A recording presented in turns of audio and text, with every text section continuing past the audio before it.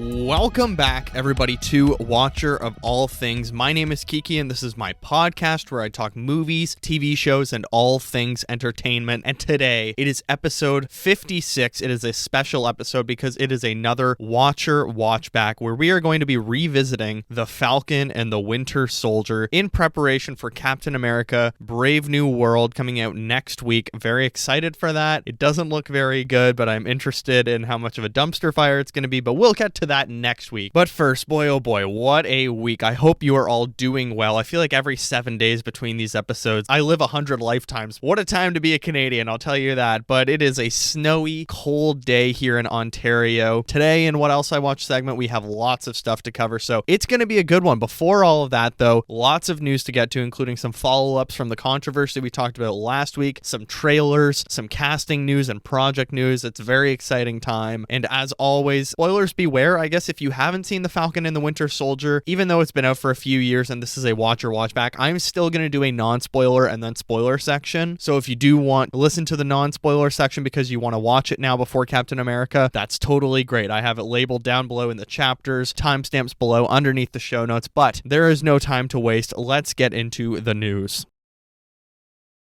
All right, well, our first piece of news comes from Nic Cage, who this week was kind of given the boot to AI, saying we can't let robots dream for us and they cannot reflect the human condition. Nic Cage, who has always been very outspoken about artistic integrity, and even after the Flash debacle where they inserted him into the movie and he wasn't sure what was going on, he wasn't afraid to speak out against it. This week he was talking about AI and said, "There is another world that is also disturbing me. It's happening right now around all of us. The new AI world. I'm a big believer in not letting robots dream for us. Robots cannot reflect the human condition for us. That is a dead end if an actor lets one AI robot manipulate his or her performance even a little bit. An inch will eventually become a mile, and all integrity, purity, and truth of art will be replaced by financial interests only." I think it's pretty clear maybe what he's talking about. Yes, there's a lot of discussions about AI recently, but if one had to guess, I think he would be sort of somewhat responding to the brutalist things that are coming out, talking about AI changing Adrian Brody's and Felicity Jones' performances and the Hungarian things only. Look, he has a lot of great points there. I saw this video online that was a robot cleaning a grease trap from a restaurant, and someone's like, this is the only thing robots should be doing, not creating art for us. And it's true. AI is going to be a tool and part of our lives in some capacity, but we cannot keep giving more and more and more and, giving little things of completely creating things with AI. Like that Coca-Cola commercial last year. Oh my God. The fact that that played for nearly 2 months in the theaters before every movie I saw made me want to peel my skin off. That drove me crazy. And if you know anything about me, you know I am a Diet Coke addict, and I have genuinely considered to stop drinking Coca-Cola because of their involvement in the Trump administration and making him his own Diet Coke bottles for the inauguration, but also the fact that they're willing to just do whole commercials with the magic of AI. What the fuck is that? Sorry. I went up to like a 10 there. I gotta keep this down to an 8. But Nic Cage, he is totally right. You cannot give them an inch or it will become a mile. If we just use it for this one piece of dialogue. Okay, well, what's stopping you from just doing all of the dub over in 5 years from that? And it's so disappointing to hear that over and over all of these movies that we loved last year actually were using AI in some form or another. And, I don't want to come down just on the brutalist because in all fairness, yes, they used it to change some Hungarian dialect. That is essentially ADR, but in like a computerized way. So I get it. But if we are going to start using images and designs rendered by AI like that Marvel show Secret Invasion did with their whole opening title sequences being AI, I think we are already screwed. More movies than we probably know are using AI. Like I bet you probably 8 of the 10 Best Picture nominees are using AI in some form or in some way during the editing process. Some a little bit more than others, and it's very disheartening to hear, but this is the reality of art right now, is that we are battling to maintain full control for humans rather than robots, and that's how it's going to be, and we just need to keep pushing and keep having, big celebrities like Nic Cage push back against this AI garbage slop. And even in your own lives, if you see people sharing AI garbage, call them out for him. One of my friends in a group chat this week shared an AI video that was supposed to be quote unquote funny from the Grammys, where it's a bunch of random AI nonsense inserted converted into the images of like people running around or horses going crazy inside the Grammys. It was the dumbest thing I've ever watched. And I said in the group chat, get this AI slop out of here, because I know I can be honest. And you know what? The very next day on Twitter, someone posted that video saying, this is the funniest thing I've ever seen in my life. And every quote, retweet, every reply to the tweet was tearing this video apart. Like, what is the good of AI if it's just making slop like this? And it just made me feel so vindicated. So, you know what? Nicolas Cage for president. I think he's the guy. He should be the Hollywood ambassador, not Sylvester Stallone and John Voight and what's his face, Mel Gibson. Look, we are holding on to everything for dear life, but I'm so happy we have people like Nicolas Cage who are out there on the front lines fighting for the good things, you know, in art to preserve everything and call out AI for its garbage. And look, this discussion of AI brings me to our next story, which is Brady Corbet put out a new statement this week talking about AI, and this is underneath an Adrian Brody Variety piece. So Brady Corbet had this to say: there's unfortunately a lot of misinformation and disinformation that's got out there, but this was actually incredibly meticulous work that was done by hand, and I really understand why people are so sensitive on this issue, but this was all frankly blown way out of proportion. The idea that this diminishes their performance in any way is quite silly, because that's like saying that using a body double or a stunt double in a wide shot diminishes an actor's performance because they didn't actually do the stunt. They still had to do all the work, and the AI was only ever used with the Hungarian voiceover. Specifically, there is zero dialogue in English where they use the technology, period. I get what he's saying, but there's a difference between using a stunt double who is a real life artist and real life person moving in front of you and risking their body versus a machine and a computer rendering and creating something for you. I still think I do agree with him for a large part of this, that there's a lot of misinformation and disinformation, and I think there's also a lack of clarity on their part that has really contributed to the world kind of running away from this story. I mean, it's not like Carla Sofia Gascon's AI use in Amelia Perez, which is apparently pretty much auto-tune, I guess is how you would phrase it. So scary to hear, oh, we used AI for the movie. It's like, ugh, gross. I'm so tired of this. Hearing the word AI in every website, every show, every movie, every book, every magazine, every news story,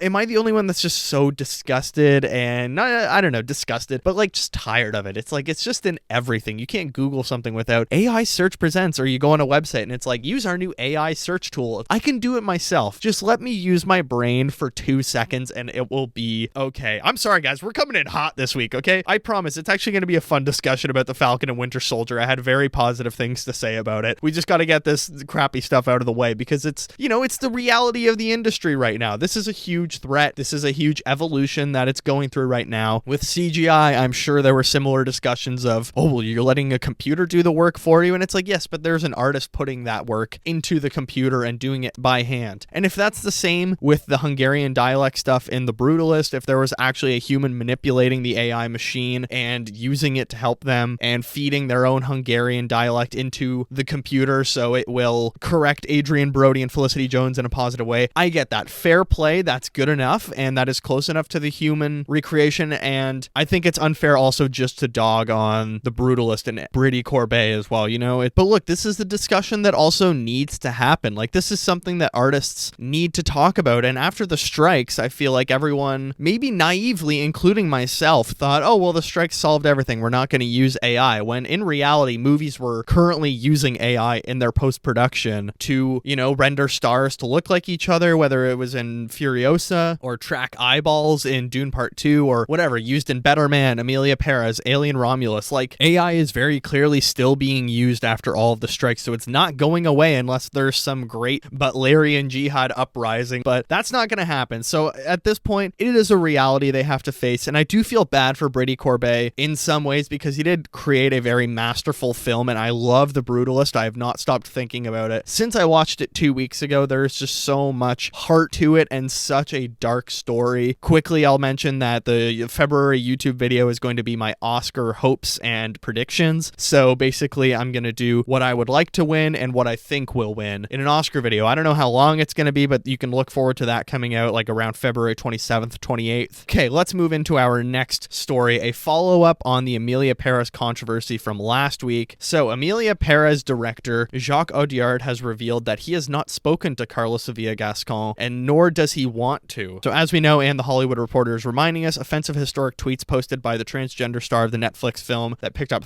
13 Oscar nominations have led to a swirling controversy and an awards campaign in disarray. Now, I just quickly want to say, I wasn't sure actually before this year, I had never really Googled it. How does the Oscar nomination voting work? So there's a round for voting, and then they pick their 5 nominees based on who gets the most votes, and now it's going to be the winner votes. So I think starting next week, or the week that this is coming out, for like 4 days, there's the final voting phase where people are voting for their winners and not just nominees. So I think given all of this backlash, I don't think it's crazy to say that Emilia Perez genuinely may not win a single Oscar. I think there's actually going to be a huge uprising and maybe a reckoning thinking, how the hell did we let this get nominated with the people involved? Well, following up this week, since last week's absolute, I don't know, no other way to put it but shit hitting the fan, the director of Emilia Perez, Jacques Audiard, who is himself a very controversial figure, said he is not speaking to her, Carla Sofia Gascon, following her controversial tweets and ads. I just don't understand why she's continuing to harm us. I haven't spoken to her and I don't want to. She's in a self-destructive approach that I can't interfere in, and I really don't understand why she's continuing. Why is she harming herself? Why? I don't understand it. And what I don't understand about this too is why she's harming people who were very close to her. I'm thinking in this thing of how hurting others, of how she's hurting the crew and all of these people who worked so incredibly hard on this film. I'm thinking of myself, I'm thinking of Zoe and Selena. So he's not taking any responsibility at all for, first of all, being part of a harmful film. He still thinks he's created a masterpiece, which is hilarious in itself. But he also didn't do any research about who Carla Sofia Gascon is when he hired her. While they were casting the movie, she was actively tweeting all of these things. No one in the casting production or the casting office of Emilia Perez in that French film office was like, we should probably do a social media background, see who we're hiring here. Nobody. They were all like, yeah, she seems cool. As soon as they were making a huge big run for their Oscars and all the 4-year consideration runs, then all of these tweets come out. So maybe Emilia Perez deserves all the pain it got. So you guys hired a bigot, tarnished a lot of people that are already at risk right now in their own communities within the United States and around the world. So Jacques Audiard, take some responsibility, man. And everyone else in the production too. Like Selena Gomez, Zoe Saldana, nobody decided to look up Carla Sofia Gascon and be like, what's their deal? What are they like as a person? Everyone was like, well, they seem nice to me in person. And they didn't think, oh, maybe all of these disgusting, hateful things that, look like a manifesto and are on Twitter. No one thought to look this up. Like, is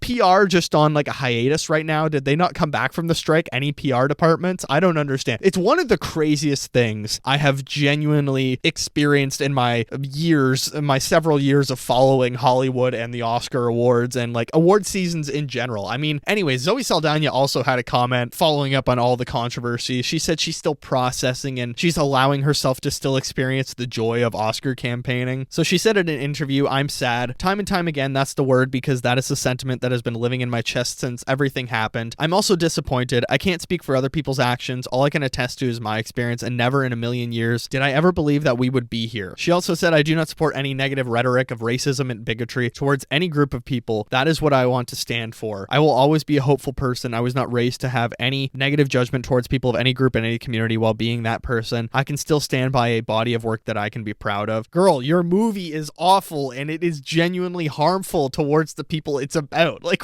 why are you proud of this? How are you not so self-aware? I don't know what to think of Zoe Saldana right now. This whole Emilia Perez thing, I'm so excited for the award season to be over. And her statement was also a can of nothing. There was absolutely nothing in that, just like Carla Sofia Gascon's apology. People I know that don't really watch that many movies or don't pay close attention to the tabloids or pop culture news or whatever have asked me about Emilia Perez, being like, hey, what's that? Well, they all say, what's that Spanish movie or that Mexican movie? And it's a French film, which is hilarious as well. But they're like, what's up with that movie getting all the hate? Is it really that bad? And every time I have, without a nanosecond of doubt, said, yes, it's awful. But what do you say? Before we get into the Falcon and Winter Soldier, let's end on some positive news. This week, we got the Fantastic Four First Steps trailer. Yes, I did a video about it for my social medias. If you want to hear a more condensed version, go on there, but I want to talk about it here. My initial thoughts, I thought it was fantastic. Not to be that guy, it was genuinely fantastic. I really enjoyed it. I love the character designs. I think it actually looks really good as well. Like, it doesn't look like a Marvel project or an MCU project, to be fair. It looks like a separate Marvel thing and its own creation. I really liked WandaVision until the finale. I enjoyed every episode leading up to the finale. So I'm very excited for Matt Shakman's work in the Fantastic Four. Reed Richards looks amazing. I'm not surprised we didn't see him use his powers because that's probably the CGI model that they just need more time on. So it makes sense. Making people look stretchy is difficult. And actually, I was watching Nando V Movies video last night, him talking about the trailer as well, and he made a good point that it could just be something story related as well, that Reed Richards may not even want to use his powers, that he wants to maybe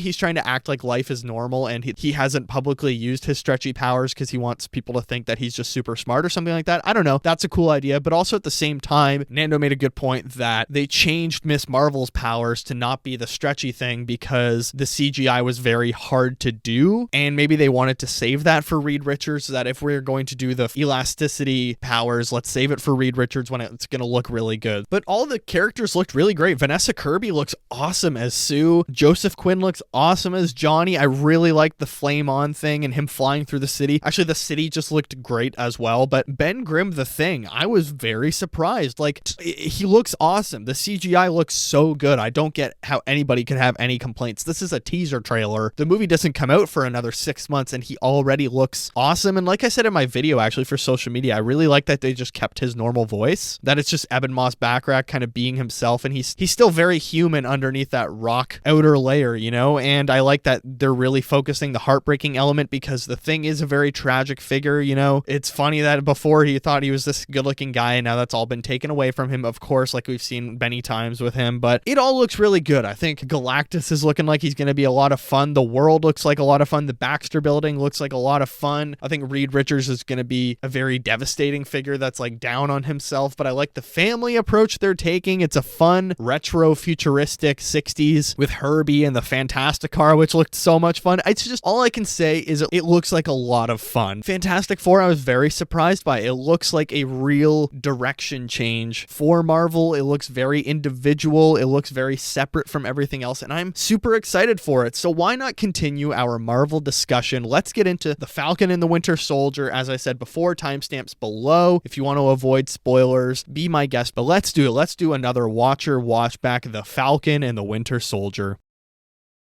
The Falcon and the Winter Soldier is a 2021 drama. Ran for one season. It is a limited series. It is directed by Kerry Skoglund, written by Malcolm Spellman, Michael Castelline, Derek Kolstad, Dalen Mousson, and Joseph Sawyer. It had a budget of $150 million US. That's pretty high. It's $25 million per episode. Reviews, it did pretty well, like mostly positive. 85% on Rotten Tomatoes with 81% audience score, Popcornometer or whatever it's called. 7.1 on IMDb, so mostly positive reviews. Google's in a nutshell has it as amusing, intense, and gripping. I would totally agree with that. The synopsis of The Falcon and the Winter Soldier: following the events of Avengers Endgame, the Falcon, Sam Wilson, and the Winter Soldier, Bucky Barnes, team up in a global adventure that tests their abilities and their patience. The show stars Anthony Mackie once again as Sam Wilson / Falcon / Captain America, Sebastian Stan as James Bucky Barnes / Winter Soldier, Wyatt Russell as John Walker / Captain America US Agent, Aaron Kellyman as Carly Morgenthau, Daniel Bruhal as Baron Helmut Zemo, Emily Van Camp as Sharon Carter, Danny Ramirez as Joaquin Torres, Adapiro Udoye as Sarah Wilson, Georges St. Pierre as Batroc the Leaper, Carl Lumbly as Isaiah Bradley, Julia Louis-Dreyfus as Valentina, Don Cheadle as Rhodey, Elijah Richardson as Eli Bradley, and some other fun players that show up that maybe I won't talk about until the spoilers section. As we do in all of our Watcher Watchbacks, I do want to go into the Wikipedia page and give you a little bit of a history and the context for how this was developed. So, the development of The Falcon and the Winter Soldier. By September 2018, Marvel Studios was developing several limited series for its parent company, Disney streaming service, Disney+. The series were expected to be 6 to 8 episodes, each having a hefty budget rivaling those of a major studio production. The series would be produced by Marvel Studios rather than Marvel Television, which produced previous television series in the MCU. Marvel Studios president Kevin Feige was believed to be taking a hands-on role in each series development, focusing on continuity of story with the films and handling the actors who would be reprising their roles. So Malcolm Spellman was one of several writers who were asked to pitch a series focusing on Sam Wilson, Bucky Barnes. Feige believed the MCU films had not explored these two characters enough, and Marvel Studios especially wanted to explore the pair more after seeing the audience reaction to their fun dynamic in the MCU films. Both actors previously expressed interest in starring an MCU spin-off together, with Stan comparing the idea to buddy comedy films like Midnight Run and 48 Hours. The series was announced in April 2019 as The Falcon Falcon and the Winter Soldier. This was the first television series to be developed by Marvel Studios, and Spellman said it was, quote, a bit of a learning curve for the studio who approached it as a 6-hour film. Kerry Skoglund was hired the next month to direct all 6 episodes, each running between 45 to 55 minutes each, with budgets of reportedly $25 million.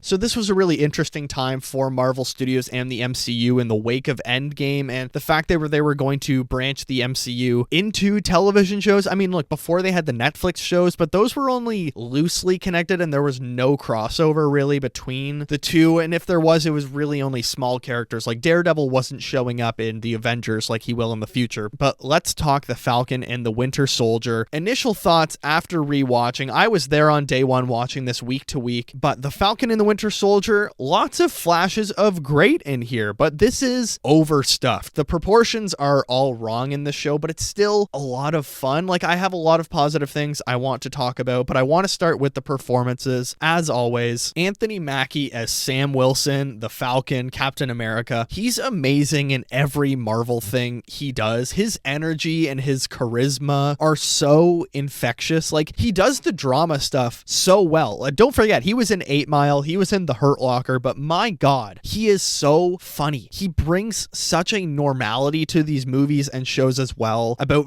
very superhuman things, but he feels like such a relatable, regular guy. I love that. And also, he's just a good superhero. He's got the quips, but does the battle stuff so well too. Now, Sebastian Stan, a man I have raved about for the last 12 months after The Apprentice and A Different Man, as Bucky Barnes, the Winter Soldier, genuinely one of the best actors in the MCU. He's so good in this show. He's finally recovered from being the Winter Soldier. He's a man with a plan, and that plan is all about trying to find his way back into society. He's super flawed, and that's what I love about his character arc in this show, is he's recovering and having a reckoning from being the Winter Soldier. He's done awful things, and he's trying to forgive himself and move past that. He's so good in this. His dynamic with Sam Wilson we're going to talk about, but a new addition was Wyatt Russell as John Walker, Captain America, U.S. Agent. He's so much better than I remember him being. I seriously hated his guts watching the first time, and that feeling stayed, but he feels so phony and arrogant and naive about things in the world. Like, he has no riz. He's literally the J.D. Vance of the Marvel universe, and he looks like it too. He kind of has that eyeliner look of J.D. Vance, but it's just every interview he gives in the show and press conference he does trying to be this cool, relatable Captain America. It's like, dude, you are not Chris Evans. You are not Captain America. You're not Steve Rogers. You're not Tony Stark. It's just so brutal watching him up there. But as for the main villain, Erin Kellyman as Carly Morgenthau, look, she seems like a very capable actor, but this is not her bag. I hated almost every scene with Carly and the Flag Smashers. It all feels like a distraction from things that are much more interesting. And there are plenty of new additions actually to this series. There are some fun returning characters, but Erin Kellyman was one of them. Danny Ramirez as Joaquin Torres was another one. He's okay. I know him from Top Gun Maverick, but in this, it's strange his involvement in the show. There's one really funny moment actually with him. It's not a spoiler to say this, but he sends a selfie of himself after being beat up by the Flag Smashers, and it's the funniest part of the show because he's literally like mewing or doing like a posing fuckboy face to the camera. If you can find that in the show, or if I can find it, I'll post it somehow, but it was hilarious. It made me cry how he's like squinting and trying to flex in a photo of him with a black eye and trying to show Sam that he got beat up. But I'm not big on the Joaquin Torres inclusion in this story. I think there's other characters that once again could have a much more fun role, but Daniel Bruhal returning as Zemo, hell yes, he's amazing. He's electric. Even if he's not like the greatest villain in the MCU, I really like him and everything he does, but he's also so good in this show. The dynamic between him, Sam, and Bucky is just hilarious. Then we have Emily Van Camp returning as Sharon Carter. I haven't been a fan of hers since the infamous incest kiss, but also feels a little bit tacked on to this story, kind of like Carly and the Flag Smashers. Just feels like it's an unnecessary addition to the show where there's things back in the US that could be a lot more interesting than this quote-unquote global organization that are trying to return things to how they were in the blip. Emily Van Camp seems like a pretty good actress, but I just don't think she was right for the MCU or a good fit for the MCU. However, I want to end on a couple of positives that are new to this show. Carl Lumbly as Isaiah Bradley, amazing. Like, I honestly wish the whole show was about uncovering the life of Isaiah Bradley and his experiences. He is still involved in the MCU now. That is so much more interesting than anything with the Flag Smashers. And same with Adapiro Odoye as Sarah Wilson, Sam's sister. I love her inclusion in this show. The family element brings so much to the Falcon and the Winter Soldier. I love her casting. I hope she's in Brave New World because she can bring a bit more of a fun element to it. She brings Sam like back down to earth, even though he's literally the new Captain America, or he was given the shield by Steve. The cast chemistry is pretty amazing. Everyone, even Sam and Carly, or anyone that has a scene with Carly, is doing as best they can. And I think the Flag Smashers do work to a certain extent, but it just feels like their inclusion is not what we really want in this show. But I don't know, just Sam and Bucky in particular, I would honestly take another 5 seasons of them and a movie just about the two of them because they're amazing together. The story itself, there are certain elements, as I've said, that really work in the show that are phenomenal, but there's some that are quite forgotten about and feel tacked on. I think the Falcon and the Winter Soldier's trying to take on too much. I think it has a lot of interesting things to say about race inequality and the racial dynamics of the super soldier serum, but also it's trying to talk about displaced peoples and refugees. In a show like this, it's only 6 episodes of 45 to 50 minutes. I think you're watering down the quality of the respective storylines by branching out a little bit too more. I think where this show should have gone was really focusing on the stuff within America with Isaiah Bradley and uncovering the super soldier program that,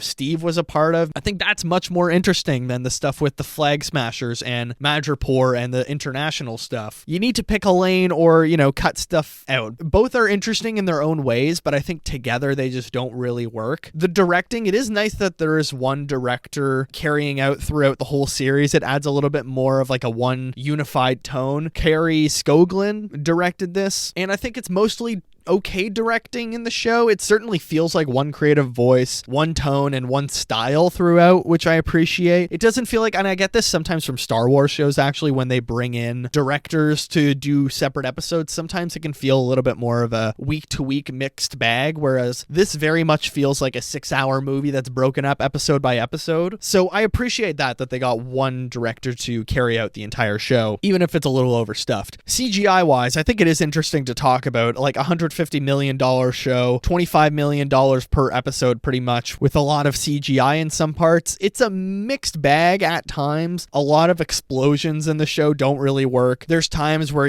Bucky will be running, and since he has the super soldier serum, he's the Winter Soldier, he has, running capabilities that he can run super fast, and it looks a little bit goofy and ropey and a little elastic. And even in the first episode, this isn't giving anything away. It's like a big CGI desert battle, and then it cuts to Tunisia. And boy, oh boy, can you tell a massive difference between a CGI landscape and an actual shot. It's just very jarring. Cinematography-wise, however, the show definitely looks better than some of the other Marvel projects. I will give it that. Nothing particularly, special about it, but it doesn't look like the Spider-Man movies, at least. Look, I like all 3 John Watts Spider-Man movies. They're all very fun, but they are ugly movies. They do not look good. They have a very bland, pale look about them, but at least this show has some interesting shots in it, some interesting lighting choices, some interesting visuals. Even some of the nighttime stuff works a little bit better, which you can't really say for a lot of new movies and stuff like that, where it's hard to see things at nighttime. But yeah, this show, I don't know. It's actually not that bad cinematography-wise. So it's interesting that they call the show The Falcon and the Winter Soldier when Bucky's whole shtick is that he's trying to get away from that. And I mean, even same with Sam and the Falcon, I guess, in some ways, he doesn't necessarily want to be Falcon or Captain America. Maybe that's a stretch, but why not call it, I don't know, Falcon and Bucky or something like that? I just don't get why they're calling him the Winter Soldier still when he's trying to, for 6 whole episodes, get away from the fact that he was the Winter Soldier and repeatedly says, I am not the Winter Soldier. But I don't know, some positives I want to talk about. There's really great humor in the show. This show is very funny. Even things that aren't actually just jokes, but little story elements or things that are said, like Sam's nephews call him Uncle Sam, which is just very funny because he is Captain America. But there's all of these theories after the blip and after the events of Endgame of what's happening with the Avengers. People think Steve Rogers is on the moon, or, people asking Steve Rogers, or in this show, they ask Bucky Barnes, how old are you? And Bucky's like 106, and they think he's joking, but he's not actually. Or Sam Wilson. Honestly, a lot of humor in the show comes from Sam Wilson, and Anthony Mackie, as I said, is just so damn hilarious. Every interview, every show, every movie he's in, he always has some good lines that makes fun of Bucky and starts roasting him a little bit. bit that like a little time in Wakanda and you come out White Panther, and then, you know, he's like, actually I was White Wolf. There's just such a good dynamic between them, and half the time it's just Sam Wilson saying hilarious shit, and I loved it. And the writing is just so good and really lets Anthony Mackie run away with it at times, which is just so enjoyable. And I think without him being able to express his humor in what is a pretty dark show at times, I think the show would be a lot worse. And even like funny, goofy things between Zemo, Sam, and Bucky are all really great, like Zemo dancing in Madripoor that you've probably seen online, or there's a part of the show where they're trying to fix up the family boat and Bucky doesn't use his Winter Soldier arm, and Sam's like, why the hell didn't you just use the metal arm? And he's like, I didn't think of it, I'm right-handed. There's moments of levity in this show that just work really well, and I would say it's not like the normal MCU humor where it'll be a super serious thing and then it's undercut by a moment of kind of cheap humor. Instead, all of the humor is very measured and well done in this show, and again, tonally, I think the show works really well. It picks its moments well. It maintains a very harsh and serious,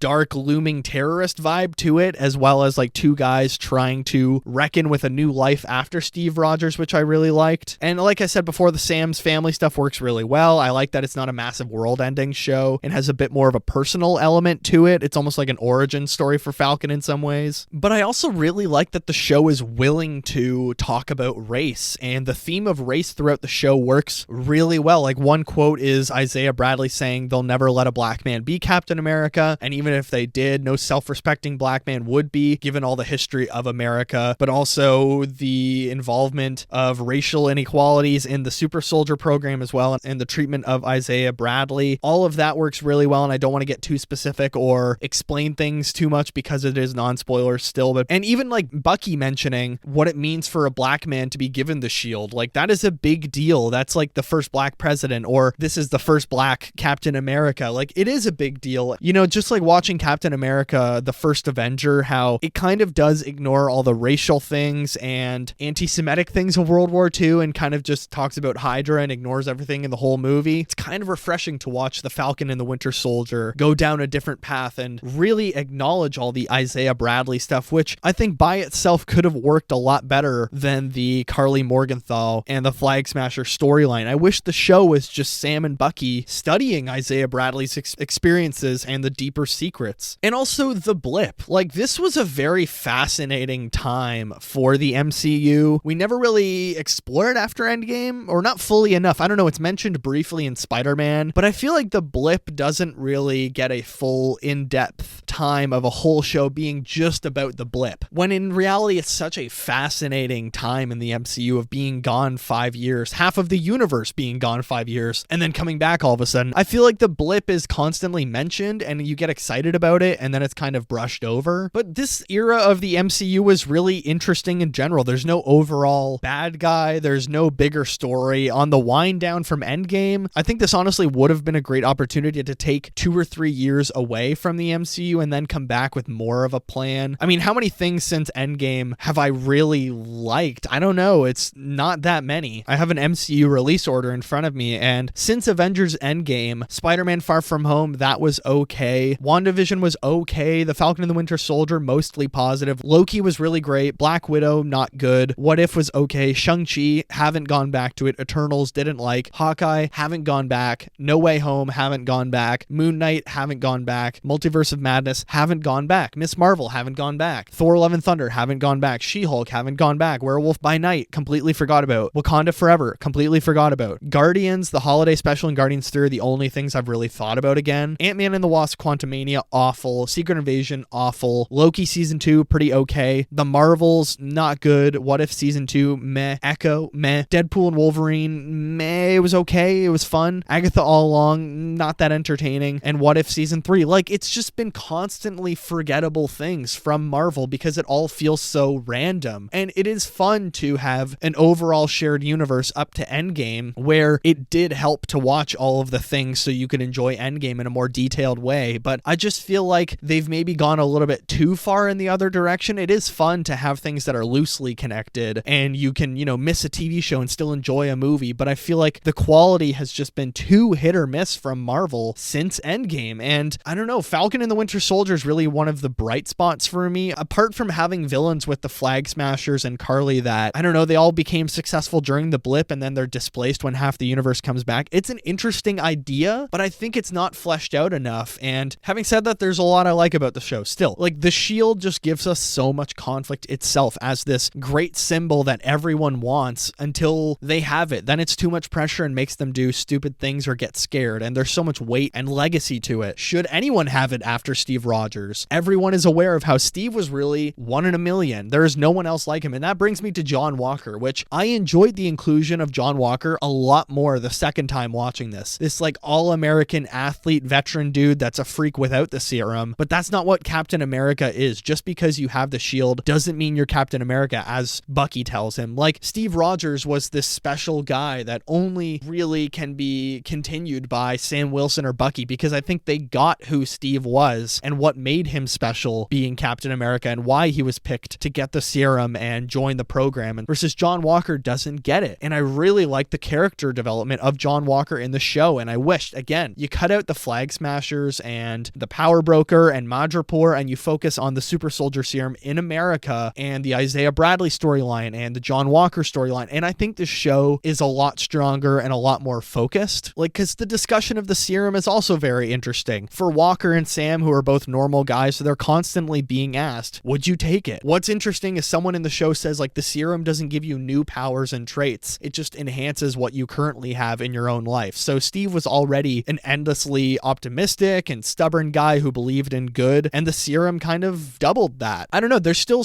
tons of fun stuff about this show and really good discussions that are happening with these super soldier serums and what makes Captain America special and why Steve Rogers was special. And it's like a really fun tribute to his legacy, but also there's a dark element to that legacy with the super soldier program that continued while Steve was under the ice. And there's also a fun involvement of Wakanda and Bucky's time as White Wolf, which was really cool. The main issue is, yeah, it's MCU CGI that sometimes doesn't work, and it's a story that's really spreading itself too thin, but there's a lot to love about the Falcon and the Winter Soldier. Like, pacing wise, the show is never boring. I think every episode is exciting in its own way, and it's not that the Carly and Flag Smasher stuff isn't exciting. It just feels like after enjoying the Isaiah Bradley stuff and everything back in the US, it feels like, oh, this is so boring and I don't want to see this stuff. But look, overall, I have a lot more positives to say than negatives for the Falcon and the Winter Soldier. It feels like a nice, contained, down-to-earth level superhero show. It's only 6 episodes and it really flies by, and it has some very good moments with our heroes. It's not perfect, it's quite flawed, but it's a lot of fun, so I gave it 3.5 stars out of 5. But let's get into a few spoilers.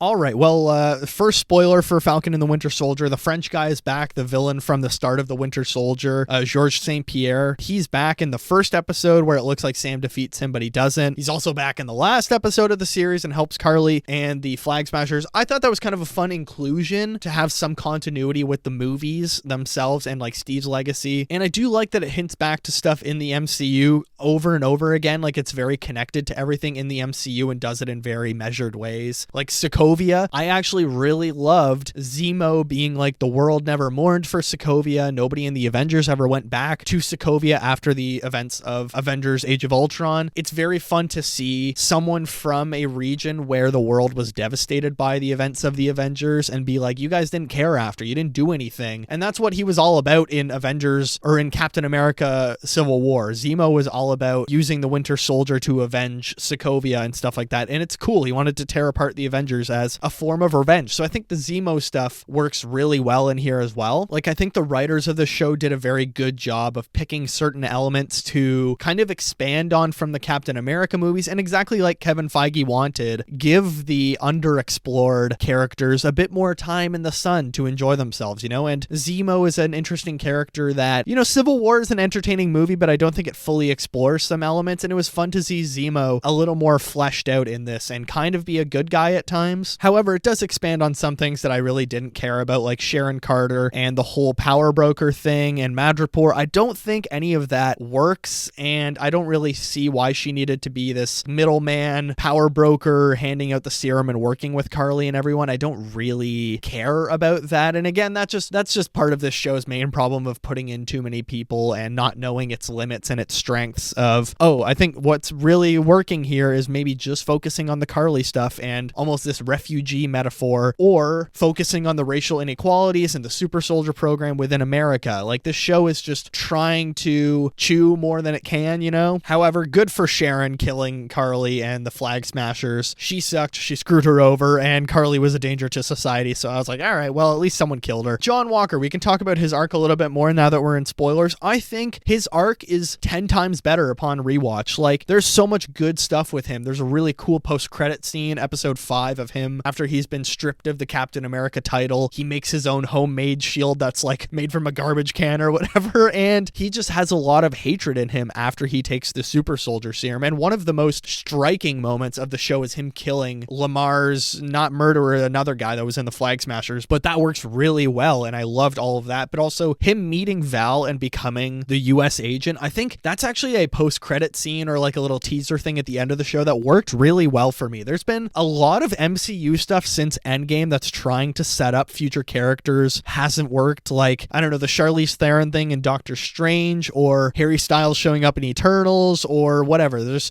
Hercules and Thor Ragnarok, or Thor Love and Thunder story. But I think setting up Thunderbolts and him becoming US agent really was a good payoff for the show. So props to the writers for that, because I'm actually excited for Thunderbolts. I really am. I think there's 2 Marvel movies that I'm very excited for this year, and a lot of the excitement I have for Thunderbolts comes from the involvement of US agent as well. I think John Walker's a very good character. Him taking the serum and going nuts was a really fun part of the show that worked really well, and seeing what it can do to someone that has a very fragile ego and a lot of pressure on them. And Lamar's death, his friend, was a really tragic part of the show, and him getting revenge was just a really dark episode that kind of showed Marvel is not afraid to go down that path. But let's get back to Sam Wilson a bit. The training montage with him after he decides he is going to take up the mantle, that worked really well for me. It's a fun training montage. I mean, he's just a dude doing backflips, and there's some very goofy CGI facial blurring when he's doing the backflips, but it's fun to see him just like dropping the shield every 2 seconds and throwing it at trees, and it bounces off of him and stuff. I mean, I kind of wish he would just take the serum because he's a good guy and it would only affect him in a positive way, but they also haven't been able to replicate the serum in the best way, I don't think, since Steve Rogers, and it's never fully worked, so I get that. But it is funny that Sam Wilson is still just a normal dude being Captain America. And there's a lot of good like family payoff moments where he has his 2 cool nephews and his sister. He's living with them. A lot of the show is about them trying to repair or sell the family boat and them talking about their own family legacy. I really enjoy all of that. Anthony Mackie is actually from the South, so it was cool to see him kind of in his own natural habitat and like his own character being from a similar world from him, and he has a lot of relatability to that, which I enjoyed. Anthony Mackie, so good in this show. I could rave about him for hours on end, and same with the actress of his sister. I think they have such good chemistry as siblings, and Bucky's involvement in that as well is so good. But there's a lot of good stuff with Sam in this show. I think it's never stealing the limelight away from him, whether it's him like wiping blood off of the shield after John Walker has used it to kill that guy. Like, it's just such a good, powerful visual of Sam literally trying to clean up the image of Captain America. And of course, in the final episode as well, there's that big speech from Sam that he's giving to the senators and everyone that was going to vote on basically kicking out the people in Europe that had come back after the blip and sending them across to other countries. The first time I saw the show, I was like, okay, the speech is like a little bit long and doesn't really make sense. But weirdly, watching it a second time, I enjoyed his speech a lot more, of like just telling these politicians to do their job, and they have a responsibility and they're out of touch with what's going on. I don't know, maybe because of what's happening in real life as well. I was like, hell yeah, let him know, Captain America. And also his Captain America suit, I think, just looks really good. The like white, red, and blue one with the wings, I think that looks so sick with the goggles. I'm not a big fan of the one they've showed in Brave New World, where it's like the Steve's all blue suit pretty much. I don't like that one. I actually like the white and blue one. It really makes him different from Steve Rogers, and it's a gorgeous suit. And I don't know, like Brave New World comes out next week. I'm a big fan of all 3 Captain America movies. Like, I really love all 3 of them, and I really like the Falcon and the Winter Soldier. So I'm a little hesitant about the direction that it looks like Brave New World is going in. Like, what's the next step that Sam should have had? Maybe I think it's him going after the super soldier serum secrets, or like trying to uncover more secrets about the program and the history of the program, and like maybe more of a detective movie and finding out what the deal was. But instead it looks like it's going to be Giancarlo Esposito. He's going to be playing the Serpent Society dude, and Harrison Ford is Red Hulk. And look, I'm not looking forward forward. I am looking forward. I don't know. I'm excited to watch Brave New World and see what they're going to do. And I love Harrison Ford. He's one of my favorite actors. But every clip I've seen from the movie has been brutal. Like, looks terrible other than the Peloton Harrison Ford one looked funny. It's not looking good. The movie's been shot 100 times over and over again. So it's looking like it's going to be rough for Brave New World. But I don't want to get ahead of myself because, look, The Falcon and the Winter Soldier, I think, might be a bit of an underrated Marvel show. It's pretty good. Like, for a TV show with, yes, a very big budget, it's still pretty entertaining and actually has some interesting topics and discussions. I think all of the Bucky therapy stuff works really well, and him and Sam have a very open and honest relationship emotionally with each other. Sam's family stuff works really well. There's a lot of really good stuff in here, and I'm happy that we've done a Watcher Watchback because it was a good show to rewatch and enjoy, and honestly, I would watch it again. It was enjoyable. It's not something I would skip if I were doing a Marvel rewatch. So The Falcon and the Winter Soldier, it's 3.5 stars out of 5. It's not perfect. It's pretty flawed, but it's still a very good show that's carried by some good performances and very interesting political discussions that it wants to talk about. But I think it's time to get into what else I watched.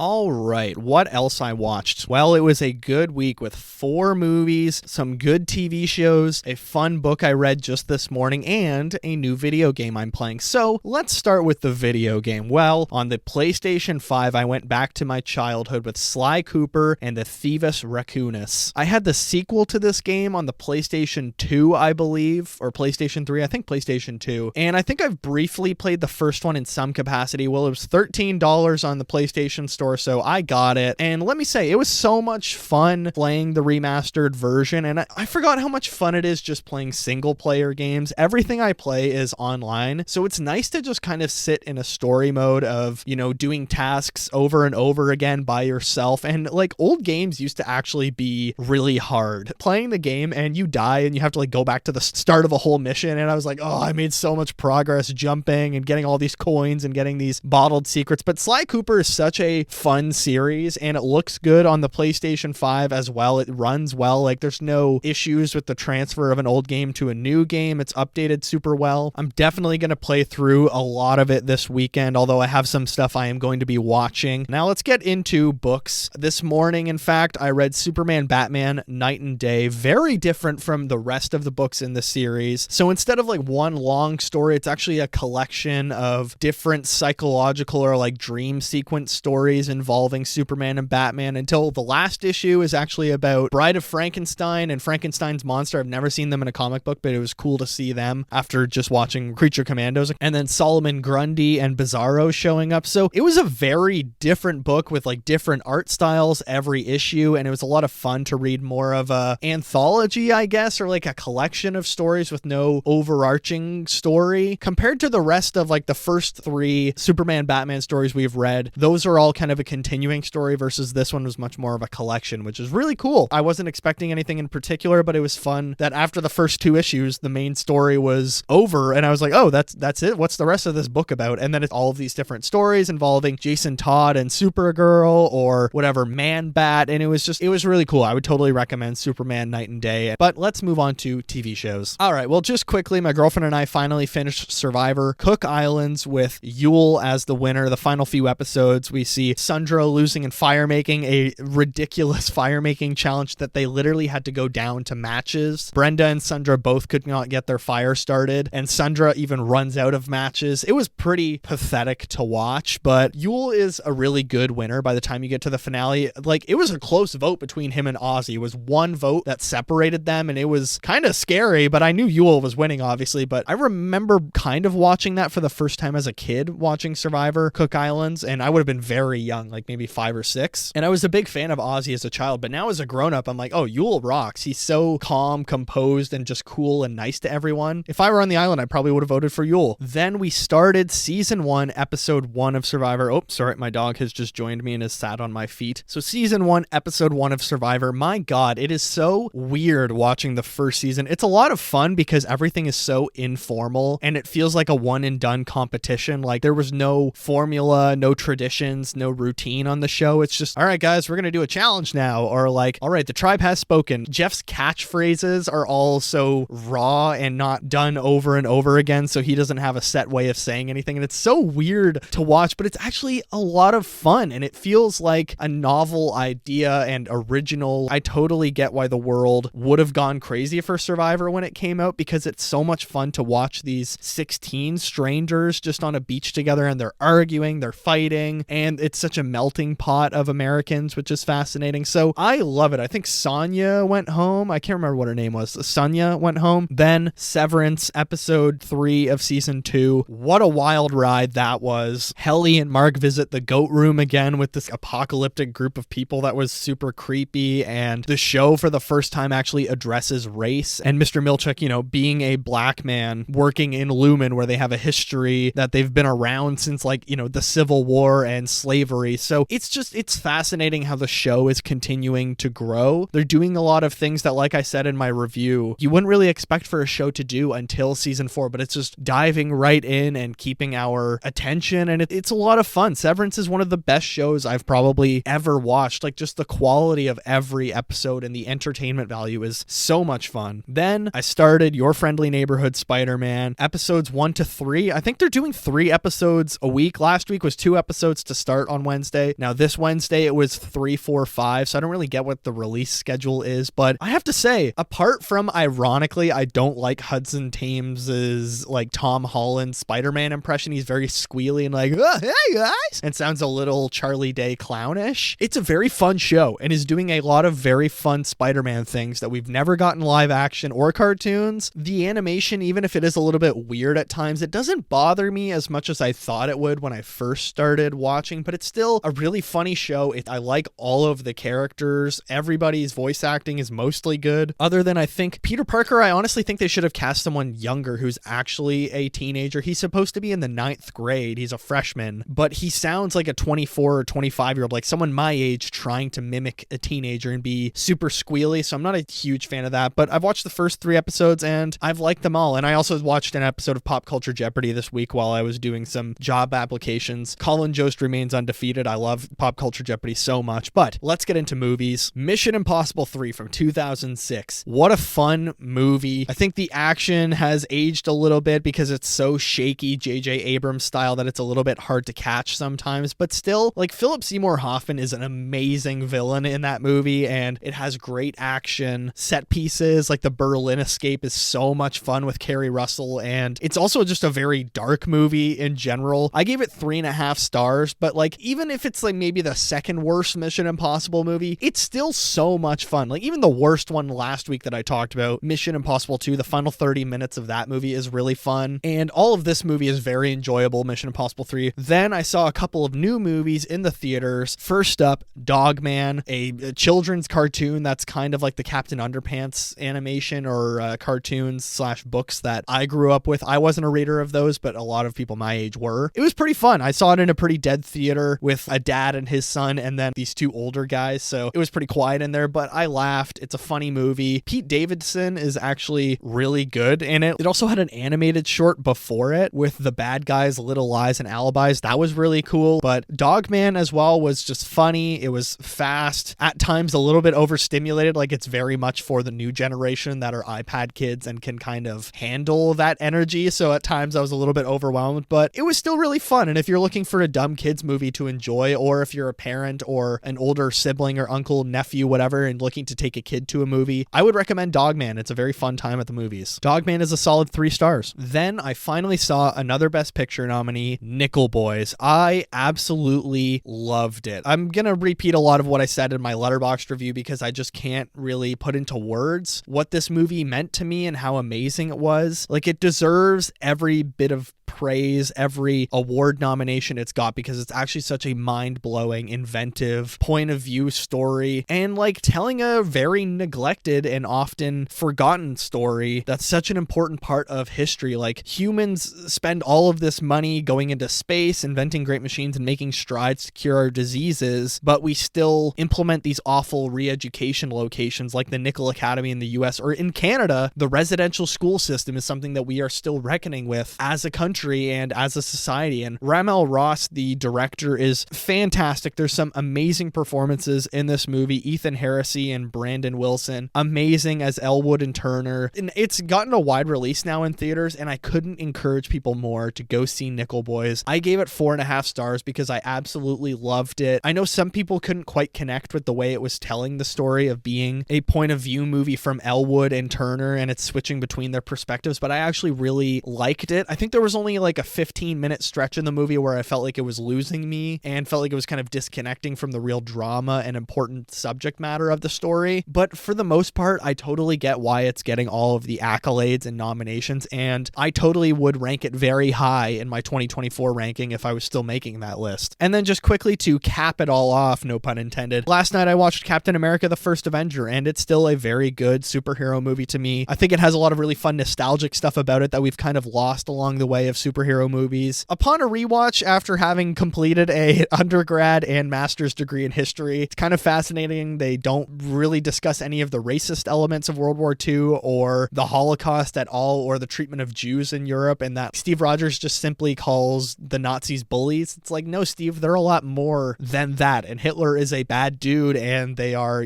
doing these terrible things. I don't know, it's very fascinating how kind of rosy they paint World War II as, and they just focus on Hydra. But still, Chris Evans, amazing as Captain America. Even Sebastian Stan in his very first appearance in the MCU, really good as Bucky Barnes. It's a 4 stars for me. Obviously, it's not as good as The Winter Soldier, but I still have a very special place in my heart for Captain America: The First Avenger. I have loved that movie since it came out, and it's like upon every rewatch, I yearned for the nostalgia of the movie. It has such like a fun element to it. Also, Haley Atwell and Tommy Lee Jones, so good in the movie. I love Captain America: The First Avenger. I'm gonna watch Winter Soldier and Civil War this weekend before I see Captain America: Brave New World next week. On Monday, I'm seeing I'm Still Here, which is my final Best Picture nominee to watch. I'm excited to do the Oscars video. I have lots of stuff that I want to get to. Severance continues to be great week to week, and we only have 2 more Superman Batman books to get through before we change our stories for our comic read through on social medias. But that is going to do it for what else I watched.